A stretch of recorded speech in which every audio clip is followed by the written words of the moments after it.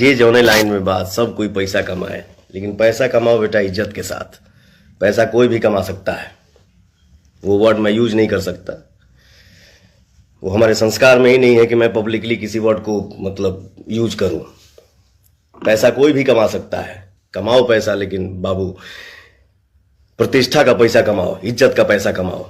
ये छोटा सा चैनल खोल के जो यूट्यूब चैनल खोल लिए हो, और मान लो यूट्यूब चैनल खोलने बड़ा तो पैसा तो आवते हो, लेकिन बाबू केहू के भगवान मत बनाओ और केहू के नीचा मत दिखाओ। इसका अधिकार आपको नहीं है। जे जौने लाइन में बात सब कोई पैसा कमाए, लेकिन पैसा कमाओ बेटा इज्जत के साथ। पैसा कोई भी कमा सकता है, वो वर्ड मैं यूज नहीं कर सकता। वो हमारे संस्कार में ही नहीं है कि मैं पब्लिकली किसी वर्ड को मतलब यूज करूं।